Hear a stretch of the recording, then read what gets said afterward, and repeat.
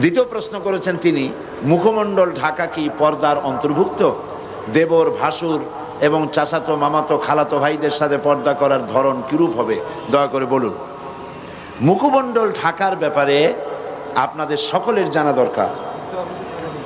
মুখমণ্ডল অনেকে ঢাকেন না পরপুরুষের সামনে, আমি এর যুক্তি খুঁজে পাই না।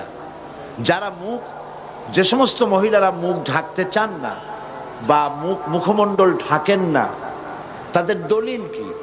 কোরআন শরীফে, হাদিস শরীফের, কোরআনের একটি আয়াত বা একটি শব্দ, হাদিসের একটি বাক্য এমন কি পাওয়া যাবে যার দ্বারা প্রমাণিত হয় যে মেয়ে লোকরা তারা তাদের মুখ খোলা রাখতে পারবে পরপুরুষের সামনে? আমি তো পাইনি। আমি যদ্দূর পড়াশোনা করেছি, আমি একজন ছোট মানুষ, ছোট ব্যক্তি, আমার পক্ষে যদ্দূর সম্ভব লেখাপড়া করা, আমার কাছে যথেষ্ট কিতাবপত্র কালেকশন আছে আলহামদুলিল্লাহ। তো আমি যদ্দূর পড়াশোনা করেছি, আমি এরকম একটি হাদিস, এরকম কোরআনের একটি আয়াত কোথাও পাই নাই যার দ্বারা নারী তার চেহারাকে পরপুরুষের সামনে খুলে রাখতে পারে, এমন কোনো আয়াত বা হাদিস আমার সামনে পড়ে নাই। যদি কেউ পেয়ে থাকেন তাহলে আমাকে জানালে আমি খুশি হব, আমি শিখতে পারবো। আমি পাইনি। মুখমণ্ডল খোলা রাখবেন কেন?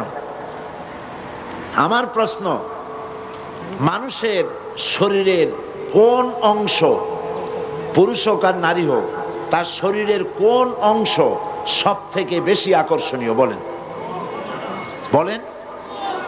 মুখ, তার চেহারা। একটা পুরুষ আর একটা নারী দেখে পাগল হয়ে যায়, তারপরে কত দুর্ঘটনা ঘটে, আত্মহত্যা পর্যন্ত হয়ে যায় সেই মেয়েটিকে না পাওয়ার কারণে, এবং সেই ছেলেটিকে না পাওয়ার কারণে কত মেয়ে আত্মহত্যা করে। এটা মেয়েটার শরীরের কোন অংশ দেখে ছেলেটা পাগল হয়েছে? মেয়ের ঠ্যাং দেখে, তার হাত দেখে, তার মুখমণ্ডল, তার চেহারা দেখে, তার অ্যাপিয়ারেন্স, তার চেহারা দেখে। একজন আরেকজনের মুখমণ্ডল, চেহারা দেখি, চেহারাই হচ্ছে গোটা বডির মধ্যে সৌন্দর্যের কেন্দ্র, সৌন্দর্যের সেন্টার তার চেহারা। আল্লাহই বানিয়েছেন। তো আপনার শরীরের যে অংশটা সব থেকে বেশি আকর্ষণীয়, সেই চেহারাটাই যদি খোলা রাখলেন, তাহলে গোটা শরীরটা ঢেকে রেখে তাতে ফায়দা কতটুকুন হলো? এই জন্য চেহারাটাকে ঢেকে রাখতে হবে, এটাই নিয়ম। কত সুন্দর বোরখা বেরিয়েছে আজকাল। বোরখা এখন একটা ফ্যাশন, ঠিক না? তবে আবার এরকম বোরখা পরা উচিত না যেই শরীরের আকর্ষণ ঢাকার জন্য আপনি বোরখা পরলেন, সেই বোরখার আকর্ষণে আবার লোকেরা আপনার দিকে সবসময় তাকায় না থাকে। কথা ঠিক কিনা? এ ধরনের অনেক বোরখা তৈরি হয়েছে যে দারুণ ফ্যাশন ট্যাশন দিয়ে তৈরি হয়েছে। সৌদি আরবে এই ফ্যাশনওয়ালা বোরখা, এবার আমি হজের মৌসুমে মক্কা শরীফে ছিলাম, শুনে এলাম দোকানদারেরা আমাকে বললেন যে ফ্যাশনওয়ালা বোরখা গভর্নমেন্ট বন্ধ করে দেওয়ার জন্য সিদ্ধান্ত নিয়েছে, যে এত ফ্যাশন বোরখাই করতে পারবে না। তো চেহারাটা ঢেকে রাখতে হবে, আর হিজাব এবং নেকাব পড়তে হবে। নাকের উপর দিয়ে সুন্দর করে রুমাল দিয়ে বাঁধবে, আর ভুরুর উপর দিয়ে চোখ দুটো খোলা থাকবে, ব্যাস আপনার বোরখা পরা হয়ে গেল, হিজাব পরা হলো। এর দ্বারা আপনি নিরাপত্তা লাভ করতে পারবেন। আর চেহারা যদি খোলাই থাকলো, আপনার প্রতি যুবকদের আকর্ষণ বাড়লো, পুরুষদের আকর্ষণ বাড়লো, পথে ঘাটে আপনি বিপদগ্রস্ত হবেন। অবৈধ কারা মাইক বাজা, কারাই মাইক বাজা,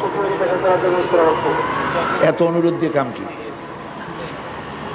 তো চেহারা দেখে পাগল হলো, তারপরে প্রেম নিবেদন করলো, প্রেমে সে স্বীকৃতি দিল না মেয়েটা, তারপরে অ্যাসিড নিক্ষিপ্ত হওয়ার দুর্ভাগ্য তাকে বরণ করতে হলো।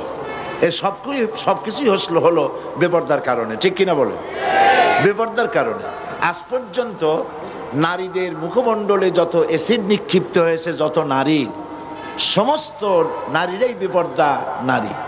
আপনি বলতে পারবেন না যে কোনো বোরখা পরা নারীরা, পর্দানসীনা কোনো মহিলা অ্যাসিড আক্রান্ত হয়েছে, এর কোনো নজির নাই। কারণ হলো বোরখা পরে এ মহিলা আল্লাহর হুকুম পালন করেছে, তাই আল্লাহ পাক তাকে নিরাপত্তা প্রদান করেছেন। এই জন্য মুখমণ্ডল ঢেকে রাখতে হবে।